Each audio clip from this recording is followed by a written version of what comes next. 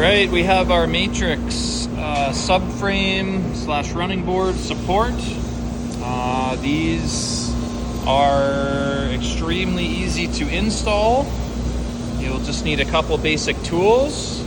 This is them off of the machine. They are side specific. They get bolted and riveted on and bolted in the factory location here. So everything is ready for you to pop on and in place. So some of the tools that you're going to need is a number 4 Allen tool to install our stainless bolts, number 10 socket. You're going to need a 1/4 inch drill bit to drill down through the running board for the longer M6 by 40 bolt, and we're going to need a 3/16 drill bit to pop in our stainless rivet, and then we're going to have a shorter M6 by 20 stainless bolt and a couple washers as shims to go behind, and then a washer on the back with a nylock nut. What else are we going to need here? You're going to have to take off your toe loop strap. So we need a smaller, what do we got here? I think it's an 8mm. Yep, 8mm socket. So we can take the strap off. So we'll go this way.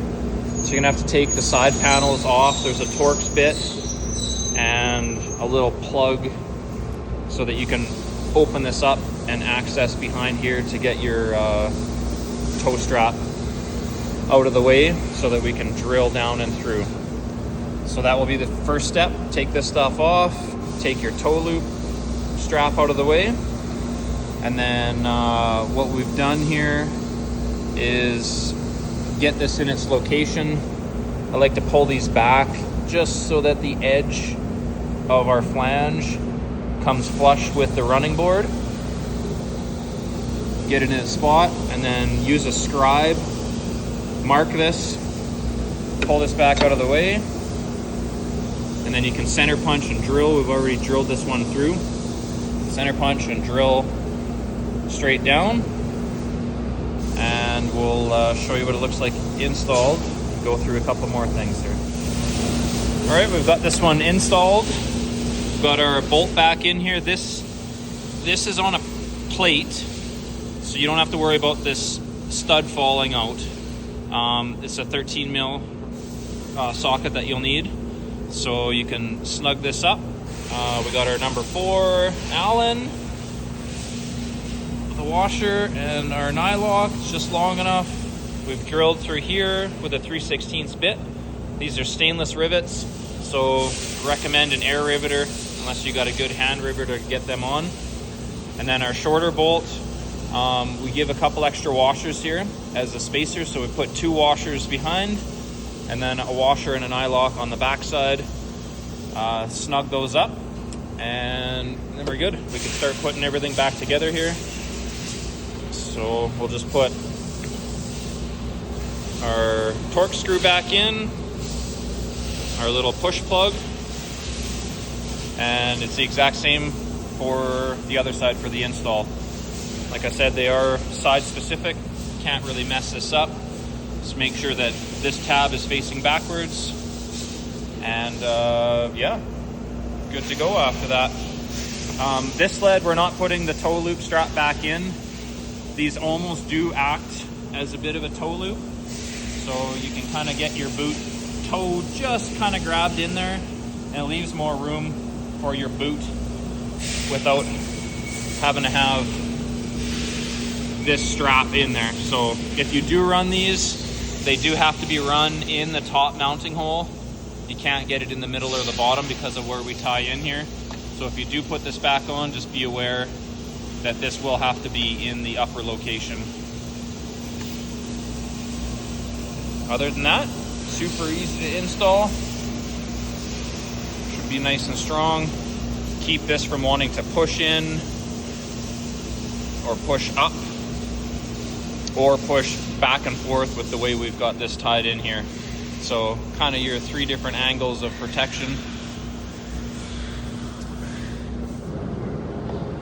All right, the last half of this video is going to be for some of the new 2025s, as they have a new style running board. Easiest way to tell is to look on the back strap, and there's 2 bolts. This back strap is different. The running boards are skinnier, and they now fasten here onto this billet piece. There's an H section here. So our subframe braces for these, they're both the exact same. There's just a slightly different install method for these ones because these running boards are just a little bit different. And it's all right down at the front here. So I'll just take this out of the way and you'll be able to see. So on these running boards,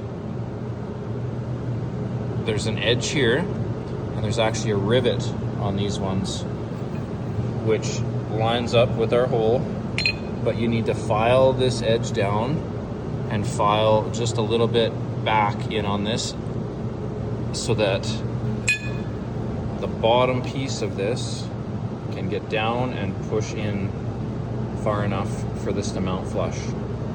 So I'll show you what that looks like on the other side.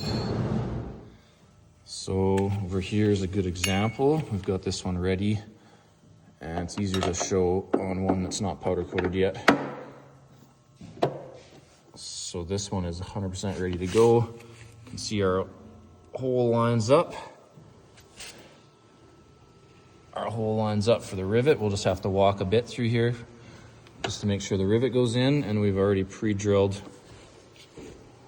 We've got it in place, we've scribed, marked, filed this down flush, and then we filed back this way just a little bit, and then marked and drilled this hole. And then what I've done is I've actually come underneath so it's straight. Instead of trying to drill straight down from here, drill from the bottom so that you stay perpendicular to the running board. You can drill back up and run the drill bit through. Then your bolt will go in nice and straight. One thing to take note of here when you're drilling this rivet head off, if you don't want to grind it off, they are steel rivets, so to drill them, just kind of push hard and keep running it like that, just so the bit doesn't get too hot. And you can break that off there.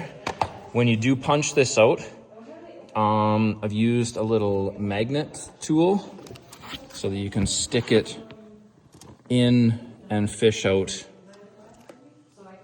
the backside of the rivet, just so you don't get it in your clutches, or you can tip your sled up. Just make sure to get those 2 pieces out of each side before you go and fully install everything.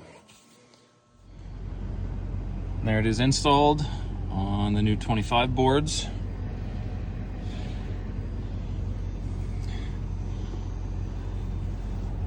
File down that outside spike, a little bit back on the inside spike, and we can knock out the rivet on the running board here, and everything lines up.